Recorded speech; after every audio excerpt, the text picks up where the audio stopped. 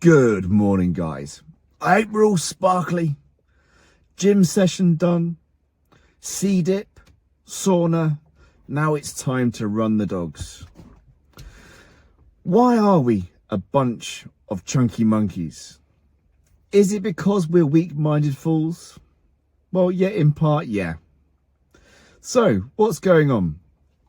Well, we live in a time of plenty. And good times create weak men. So we're not supposed to be burning calories by going for a little jog. We're supposed to be energy efficient, and we preserve energy for when we need it. Our bodies, as we've said before, are incredibly complicated to make our lives incredibly simple. So weight loss when you're chunky should be very simple. It's all thermodynamics. Calories in, calories out. Oh, as if it's that simple. You can also just eat what you want. It doesn't matter if it's all sugar. It's calories in, calories out. Again, the body's incredibly complicated to make your life incredibly simple. But we've all messed it up, haven't we? Such is life. Nobody cares. Work harder. So yeah, we have to understand principles, and yeah, thermodynamics, the principle is correct. Calories in, calories out. But it's obviously more complicated than that. So when you've got low testosterone, yeah, people are often chunky monkeys. Why? Well, your low testosterone means you have low energy, low motivation, drive, determination. You've got brain fog. You're not feeling as sparkly as you should feel. So you don't do the things that you should do. And as I've said before, we're physical beings in a world full of psychological stress, and we should be more physical. But no, I'm feeling a bit down and grumpy, so I'm going to comfort eat. Because I do get comfort from eating. And I'm also going to blame our parents, because it's always nice to have somebody to blame and not take the brunt of the responsibility. We should take the brunt of responsibility now that we know what we need to be doing, and we're still engaging in these negative behaviors. But our parents wanted to give us what they didn't have, and that was plenty, not realizing that was going to harm us. So, adversity, reward. Hard times create strong men. What a wonderful saying that is. So, let's talk about the physiology, because that's fascinating, isn't it? But we said calories in, calories out. So why can't you lose weight if you're chunky and you've got low testosterone? Well, we've discussed this before, haven't we? All of those negative symptoms, but they typically have low SHBG. And you get low SHBG in hypometabolic states. So one of those states is obviously metabolic syndrome, and that is a pro-inflammatory state. We also get an underactive thyroid, your body's slowing down, type 2 diabetes. All this adipose tissue creates an excess of leptin, which then creates insulin resistance. Now, we all need to be lean, mean fighting machines with no fat. Well, obviously not, because fat's super important.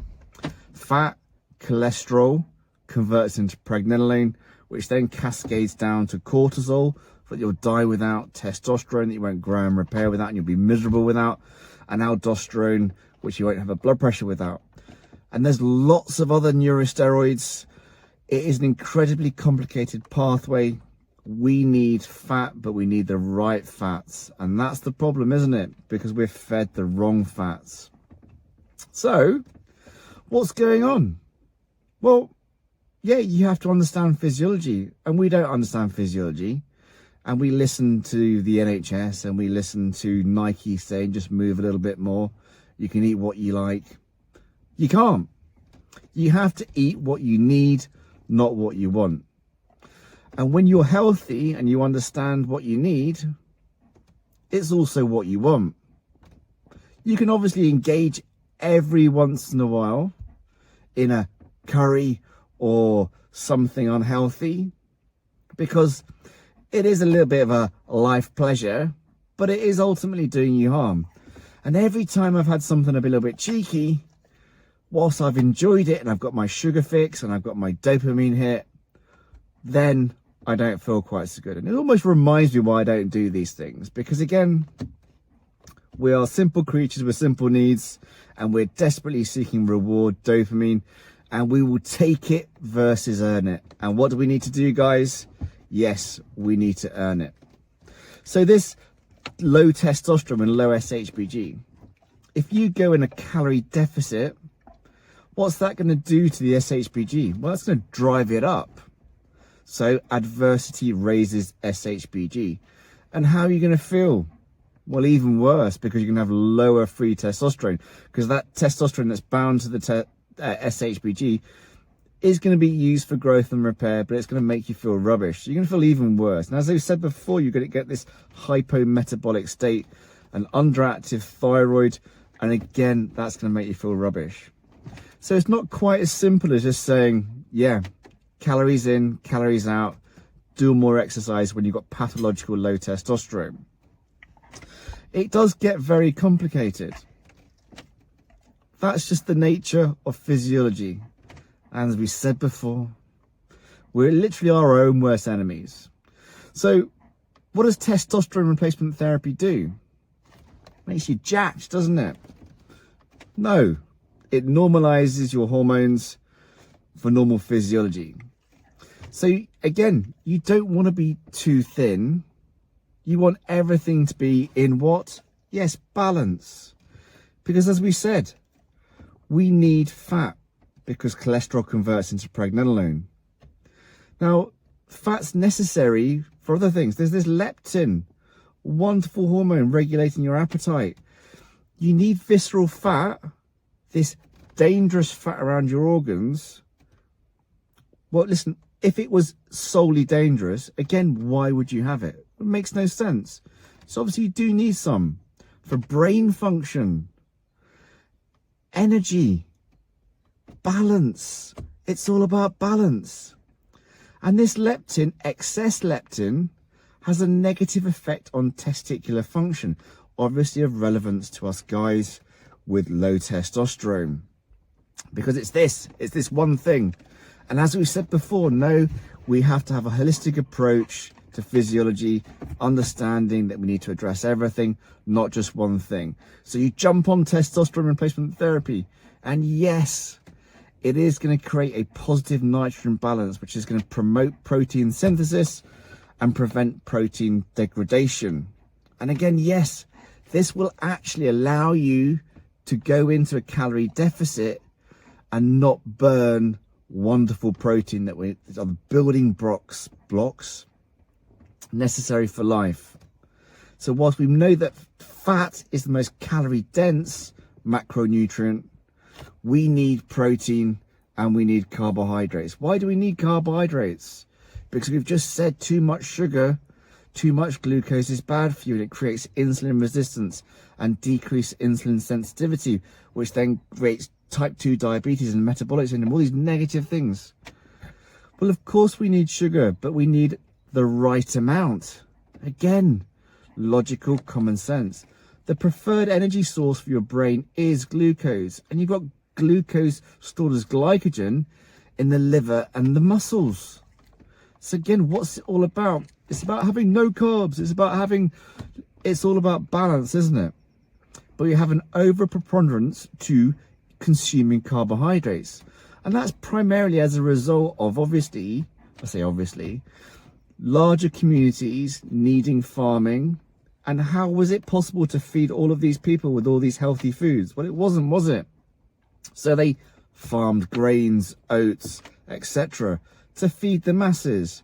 But it's created in part a sick society. But obviously we do loads of things that are negative to our health. It's not just one thing, it's lots of things. So what else? Testosterone, as we said, is going to turn you into the super Hulk. No, it's going to normalize your testosterone level to allow for homeostasis, that complex mechanism that ensures a stable internal environment despite external changes. Understanding the concept of yin yang. That's all it's going to do. And as we've said, yeah, you are going to have a slight advantage when it comes to losing weight, because you are going to have a positive nitrogen balance, which is going to help you maintain muscle and hopefully lose fat over protein. But as I said before, you do need fat. And paradoxically, some of my guys are too thin. Going on these massive transformations has weirdly created a hypogonadal state. How insane is that? You can be too thin, but it's logical because, as I've said, you need fat, but the right amount, because it's all about balance. So lots of our guys have massive transformations, and it's wonderful to see. And we need to support these guys, because as much as I like the term chunky monkey, I hope it's never seen as an offensive term, because it's not supposed to be, because I call myself a chunky monkey. I just mean, as a society, we are chunky monkeys, and we should always be striving to be better. And we're fans of tough love here, because you don't need platitudes, you don't need phrases that belong on the back of a beer mat and, oh, you'll be okay. Work, work, work. And we support these guys in their journeys, because these TRT journeys, when you're obese, are harder. When your sleep, your stress, your nutrition, and your exercise is in check, and literally the only thing that you need to address is testosterone, your journey is simple, very simple, if you're motivated to earn your reward. So guys who are obese, as we've spoken about before, this level of adiposity also causes some liver dysregulation, and the aromatase enzyme that converts testosterone to estradiol is located in numerous tissues, but the two tissues that you can directly impact how much testosterone gets converted to estradiol is, yes, the liver and adiposity.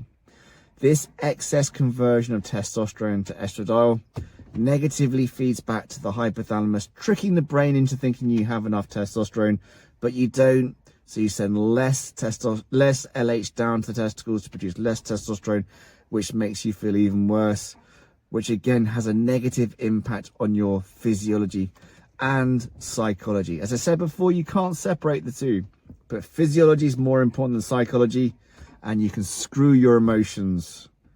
Get rid of them. Start to understand what your body needs, not what your weak, feeble mind wants, and then you'll start to appreciate the necessary adversity before reward.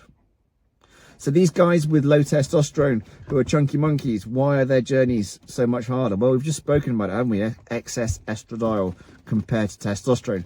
And that can make people feel anxious and emotional. And obviously, gynecomastia, blood pressure, increased risk of prostate cancer. So we want to modulate, perhaps control, but not block estradiol, because estradiol is necessary for lots of things like brain function, cardiovascular health, bone strength, joints, etc., etc., because everything is necessary, but everything is necessary in balance.